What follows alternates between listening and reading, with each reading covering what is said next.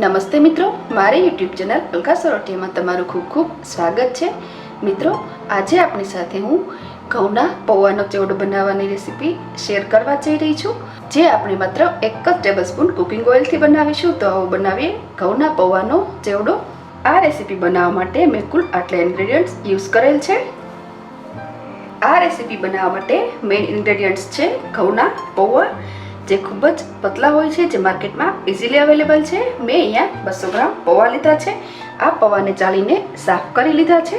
સૌ પ્રથમ આપણે આ પૌવાને હળવા એવા શેકી લઈએ। અહીંયા આપણે બધા નહીં પરંતુ અડધા પૌવા શેકીશું, જેથી પૌવા સરસ શેકાઈ જાય। તે માટે હેવી બોટમ પેન લેવાની છે અને સ્ટવની ફ્લેમ મીડિયમ ટુ સ્લો રાખી અને પૌવા શેકવાના છે। પૌવા ખૂબ જ પતલા હોય છે, માટે એને કેરફુલી શેકવાના છે કે જેથી પૌવા તૂટી ન જાય। આપણે આ પૌવાને આ રીતે મિક્સ કરી અને શેકવાના છે, જેથી બધા પૌવા સારી રીતે શેકાઈ જાય।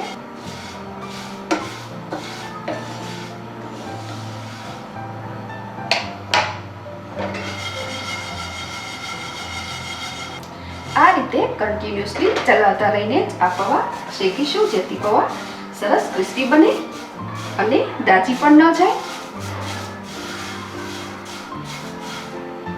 3 થી 4 મિનિટ્સમાં તો આ પૌવા સરસ શેકાઈ જાય છે।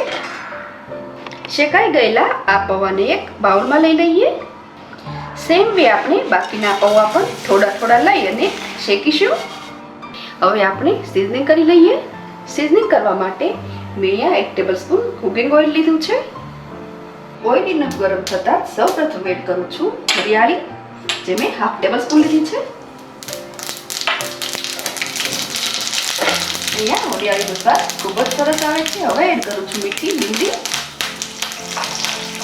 સાથે જ એડ કરું છું સિંગદાણા, જે મેં 60 ગ્રામ લીધા છે। આ સીઝનિંગ આપણે સ્ટવની ફ્લેમ સ્લો રાખીને કરવાનું છે, જેથી આપણા ઇન્ગ્રેડિયન્ટ તેમજ મસાલા દાજી ન જાય। સિંગદાણા શેલો ફ્રાય થતાં જ હું એડ કરું છું 1/2 ટેબલસ્પૂન તલ।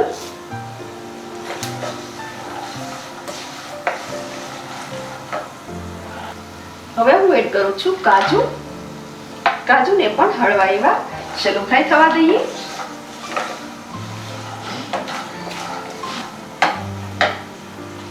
30 સેકન્ડ પછી હળદર એડ કરીશું, જેથી તેની કચાશ દૂર થાય।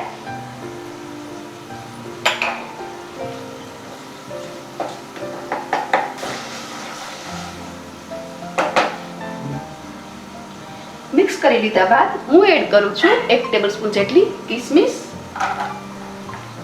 તેમજ 1/4 ટેબલસ્પૂન જેટલું મીઠું।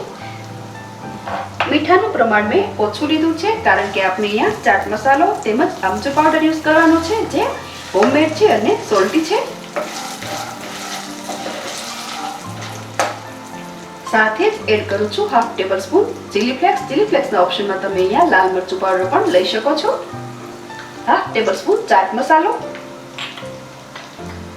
1/2 ટેબલસ્પૂન આમચૂર પાવડર, તેમજ 1 ટેબલસ્પૂન દળેલી ખાંડ। ફરી બધું મિક્સ કરીએ। મેં અહીંયા 1 ટેબલસ્પૂન દળેલી ખાંડ લીધી છે, પરંતુ જો સ્વીટનેસ વધુ પસંદ હોય તો તમે ખાંડની ક્વોન્ટિટી થોડી વધારી પણ શકો છો। બધું જ સારી રીતે મિક્સ કરી લીધા બાદ એડ કરીશું પૌવા, જેને આપણે હળવા એવા રોસ્ટ કરી લીધા છે। ફરી બધું આ રીતે મિક્સ કરીએ।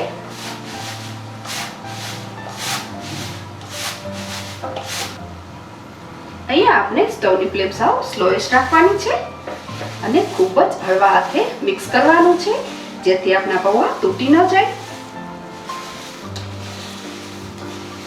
હવે સ્ટવની ફ્લેમ ઓફ કરી દઈએ અને બધું સારી રીતે મિક્સ કરીએ।